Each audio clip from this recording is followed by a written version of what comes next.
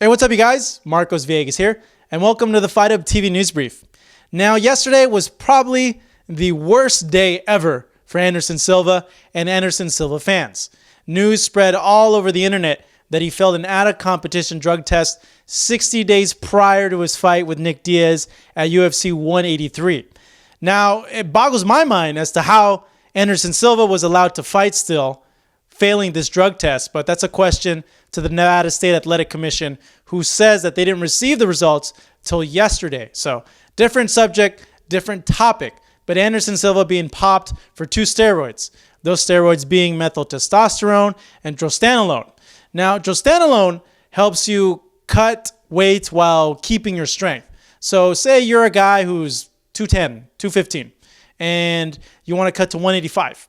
And you want to keep the strength and your natural advantage of being a bigger guy. Well, you take this drug, you keep the strength, and you make the weight. Now, all this news kind of clouded the other news that happened yesterday, and it was big news that Nick Diaz failed his post-fight UFC 183 drug test. And he failed it for, you guessed it, marijuana. Yes, Nick Diaz, once again, the 3rd time now, having the sticky icky in his system, and really opens up the question, should marijuana be a performing enhancing drug? If you were asking me off the fly, I'd say no. Every time I've seen somebody high, they're always hungry, they're always really lethargic, and they're always really chill and laughing a lot. I see no way whatsoever how that could improve your performance inside of a ring or a cage.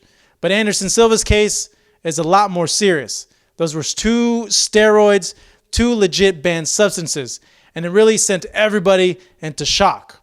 We went ahead yesterday and got the best of people's reactions, former UFC fighters, former MMA fighters, via Twitter. So let's go ahead and see their reactions to this very shocking and disturbing news.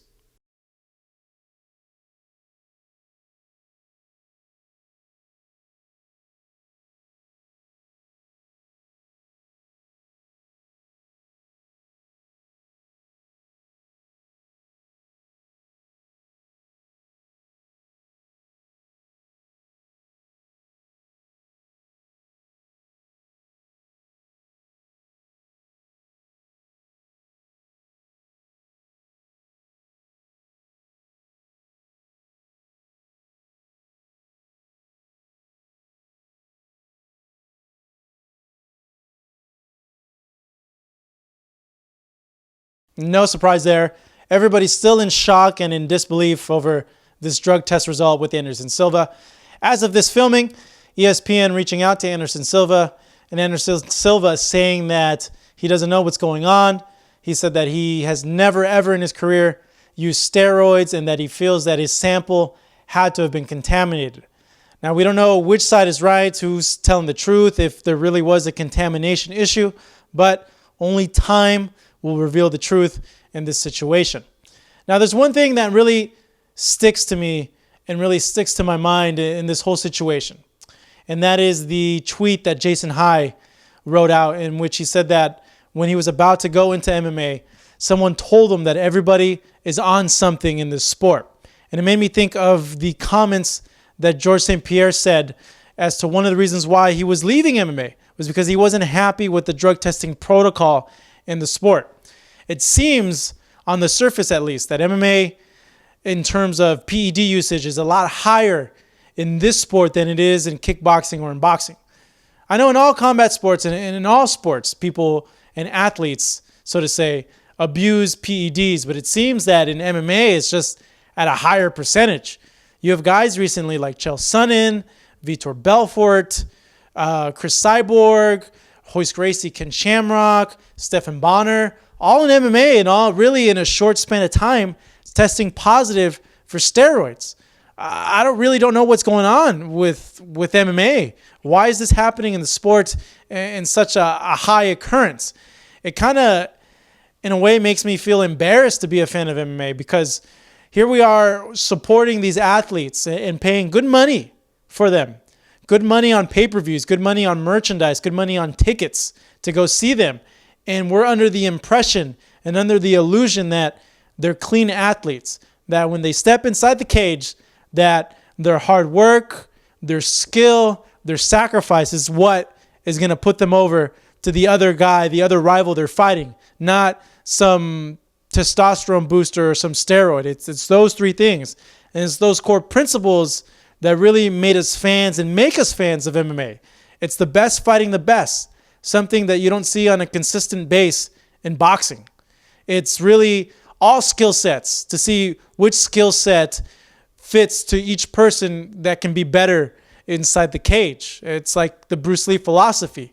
You know, what works for you may not work for the other guy, but we want to see all this into play, and really that's what makes MMA great. And results like this just kind of put a lot of things into question. I know there's going to be a lot of suspicion now about Anderson Silva. It's important to note, though, that every single fight that he's had up to this point, he's passed a drug test. So you can't go ahead and say that he's been roided up his whole entire career because he passed all those other drug tests.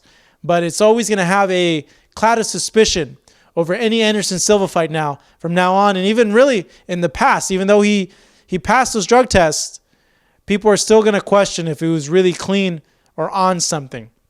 Really, what I want to see done is VADA protocol being instituted in MMA, 24/7 testing across the board. No questions. It should be done. And it should be done really with fighters that know of a fight. They know a fight's going to happen 2 months before, or really when they're not even preparing for a fight, when they're just training to be better. Because we all know with Olympic athletes, they get caught and busted and they cycle when they're not preparing for a tournament. And excuse me, my voice is kind of giving out because I screamed at my friend about this issue of PEDs, him saying like, well, it's good enough that they're being tested by Nevada. Nevada is the best commission in the world, and they should be able to catch them like they did Anderson. And no, they're not going to catch these guys because science is so ahead at this point now that you can easily pass these drug tests. You have to use the VADA thing because of the VADA protocols with the isotopes. They could tell really if there's synthetic testosterone coming into your system. And really, it's a highly advanced test compared to what's being used by the Nevada State Athletic Commission. So what do you guys think should be done about this situation, about MMA in general? Why is there so many athletes using PEDs in MMA? What should happen with Anderson Silva? Do you believe Anderson Silva? And really, your thoughts about this whole entire situation. Go ahead and tweet us at FightUpTV, at Me Llamo Marcos. Let us know what you feel. I'm going to go ahead and scroll the comment box below to see your guys' thoughts on this whole situation as well. Don't forget to subscribe to us, youtube.com/FightHub. And of course, follow us online at FightHubTV on Facebook and on Instagram. And on a final note, just want to put it out there that this man right here, the only thing he ever tested positive for was Vanilla Bean and Rocky Road. Just saying. Good night, you guys.